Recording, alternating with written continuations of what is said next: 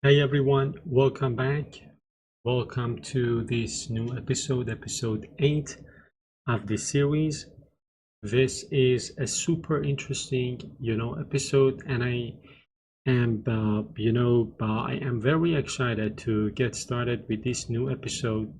This episode is kind of, on the, let's say, architecture side of things. So we are going to talk about Angular applications and the way we kind of connect the different components and services with one another. We all know that in Angular we are supposed to decompose a large application into reusable components, and more often than not they need to communicate with one another. So they need to, pass data to one another. They need to notify each other of some changes. Sometimes there is a relationship between these components, so like a parent-child relationship. Sometimes they're not, related. So they have, let's say, a common, parent component. So in these different scenarios, there are different, techniques that you need to adopt in order to be able to establish that communication. Before we get started with the topic of this episode, I want to show you another playlist that you can find on the channel. This is the playlist I was referring to. So I have published this playlist called Angular Component Communication, in which I focus solely on the ways we can establish a communication between the components of an application and the different techniques that exist. So if you want to dive deep into the topic of this episode, I highly recommend checking out this playlist. It is super interesting. It is absolutely useful and essential that you comprehend the ways, the techniques, right, the strategies that you need to adopt in order to have an efficient communication between the different components. So I just wanted to tell you about this playlist up front. Now let's get back to the notes. So episode 8, architecture deep dive and component communication. Let's talk about the goals. In this episode, I'm going to talk a little bit about, architecture when it comes to, Angular applications, what it means to have, separate, focused components. I'm going to talk about, services and components and modules and how they fit together. I'm going to talk about two very important decorators, so input and output. I'm going to talk about shared services and establishing a communication between sibling components and so on. And the good thing is that we are going to implement all of these in our application. So let's talk about, the architecture that we are going to establish. Or we have in place. We've got, a folder for our services. We've got a folder for our components, different components, and we have our, model classes, interfaces, and things. So first, let's talk about the input decorator. So chances are you have a parent-child relationship between two components. So meaning that from one component, you are invoking another component. So inside of the HTML template file of a component, you are calling another component, so the selector of another component. And we have something like this inside of our component right now. And I am going to show you what I mean. In a parent-child relationship, when you want to send some data from your parent component to your child component, you use something called input.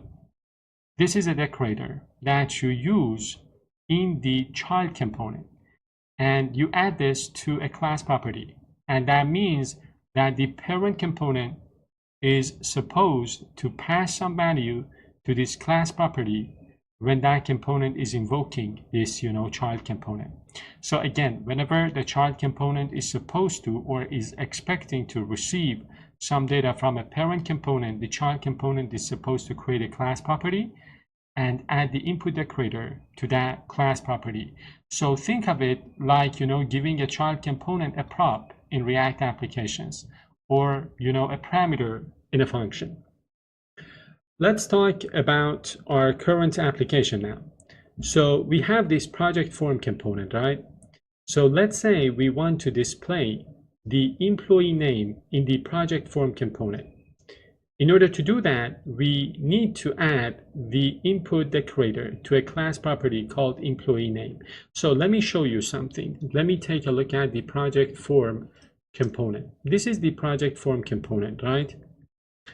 So we have developed this, in the previous episodes. We have, created a form on the, project form component. And if I click, for example, on one of these, employees, I will be taken to this next page where I can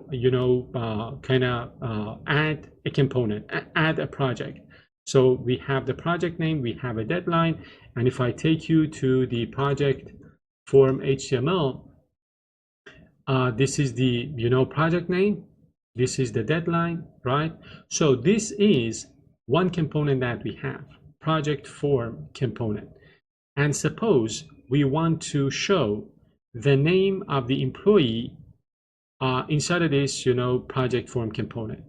That means that a parent component is supposed to pass some values or pass a name, the name of the employee, to this child component. Now when I say child component in this context, the project form is the child component. And if I take you to my employee detail component, you see that I am invoking the project form component using its selector, and that means that the project form component is the child of this employee detail component. So this is, the parent-child relationship I was previously talking about. Why am I saying the project form is the child to this employee detail again? Because I am invoking this, child component from the employee detail component. Now, if the employee detail component is supposed to provide this child component with some value for the name of that employee, we need to have an input class property inside of our child component, which is in this case the project form. So inside of the project form, I already have an output, decorator. So I am going to add this input decorator for now. So this is the, input parameter or input class property. Let me get back to the notes. So the next step is to show this somewhere. For example, we can add, an H4 and show this inside of the template we have for project form.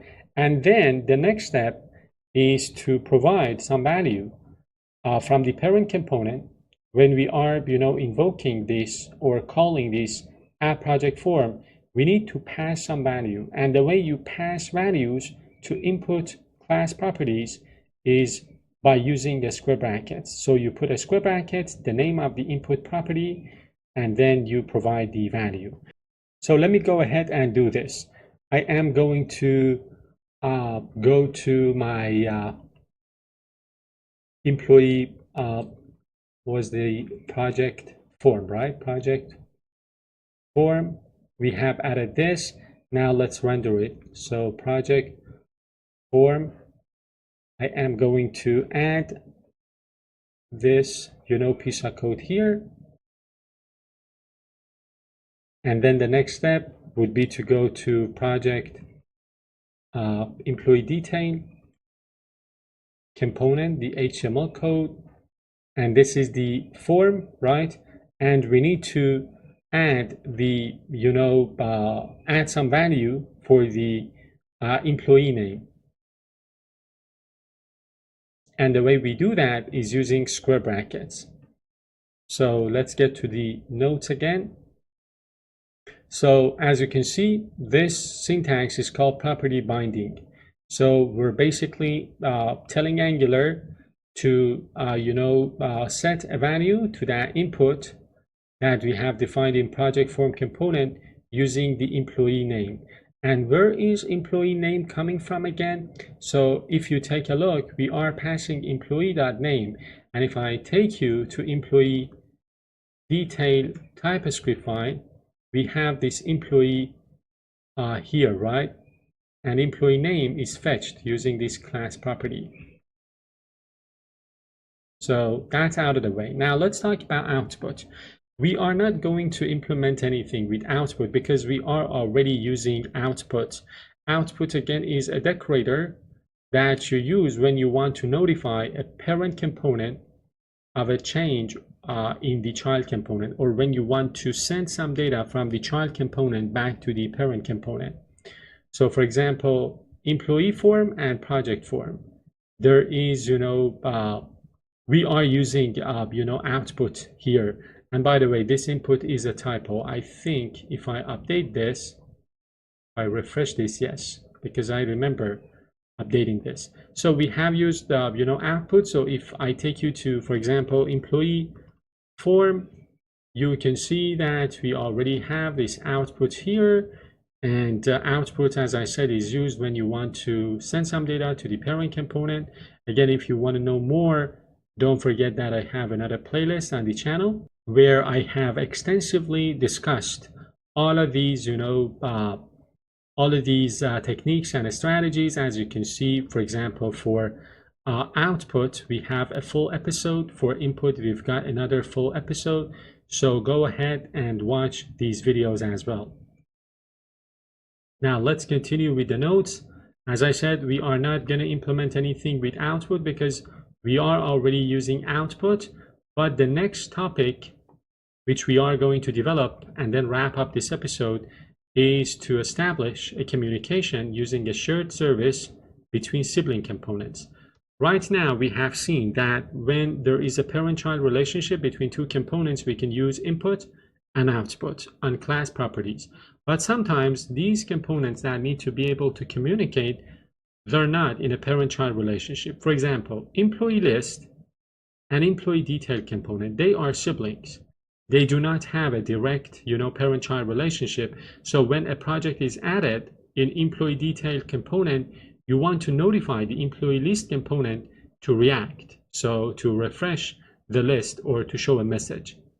And because siblings are not in a parent-child relationship, they cannot send data to one another using input and output decorators. In this case, you need to use a shared service. Again, this technique has been explored extensively in the playlist I was just talking about. Again, if you want to know more about this technique, check out that playlist. How it works. Let's do something. We have this employee service. I am going to update it with this piece of code. So basically 2 lines of code here and then a method called notify project added, and then we are going to talk about them. So employee service, I am going to create that, those 2 class properties.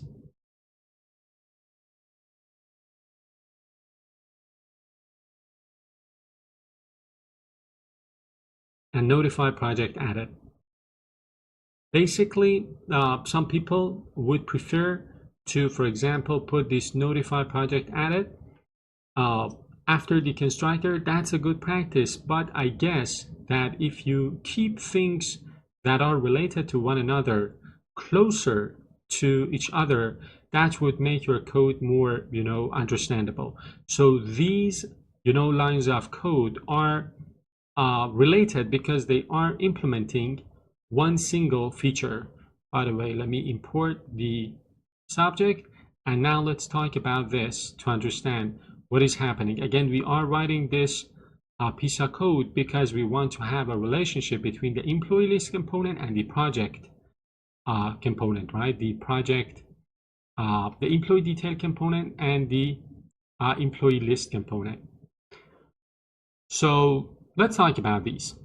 First, we are using something called the subject. So we are importing a subject from RxJS. So we have talked about observables, right? In the previous episodes. Subjects are a special type of observables coming from RxJS. They allow you to publish events, like for example, next. And then we are creating this based on this observable. So if you see, we are creating the observable called project added source, and then we are taking this project added source, we're calling as observable on it, and we are putting this inside of this project added $sign. So project added $sign is an observable that components can subscribe to. And you know what happens when components subscribe to an observable, right? So they will get notified when a new value is produced by that observable. And then we've got notify project added. So this triggers the event by pushing the employee's name to the array. So if you to the observable, if you take a look here inside a notify project added, we are taking the employee name as input, and then we are calling next on the project added source, and then we are we are passing employee name to this next method. So we are calling the next on the subject, right? This is the subject. So that means that using that subject, we are producing the next value. And when we are producing the next value, this observable, which we have created based on that subject, is going to kind of let's say notify the components of this new value, and those components that are subscribed to this observable will get that new value and can update themselves accordingly. Now inside of the employee detail, so we have that inside of our service, right?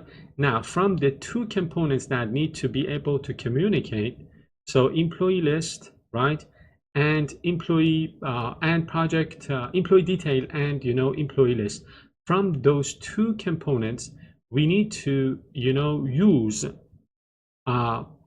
this piece of code. First, let's go to employee detail. So inside of employee detail on project added, this is what we are going to do. Take a look at this. So first, let's call update employee from our service, and let's subscribe. And when a new value is available with our observable, we are going to call notify project added from our service. And we know by now what notify project added is going to do. So it's going to take the name of the employee, it's going to put it in this next method, and that means that this subject will produce the next the next value. So from employee detail, we are using this and this. Now from the next component, we need to subscribe to this. So let me take you to employee detail component. And now I am going to update this component by removing this line of code, this piece of code, and adding the newer version of onProject added. So we are going to push the project to employee.projects, and then we want to call employee service notify project added. So from this component, from this employee detail, we are using notify project added. And again, as I said, when you call notify project added, basically you are pushing the next value using this subject observable. Now from the next component, so from the next component, from employee list, you need to use the other part of the service, so that observable. So you are going to take that project added, and then you're going to subscribe to that, and then you are going to do whatever you want in the subscribe. In this case, we are printing out a console log. So let me again take you to employee list component, And here, inside of ng on init, I am going to, remove this and write the new version of ng on init.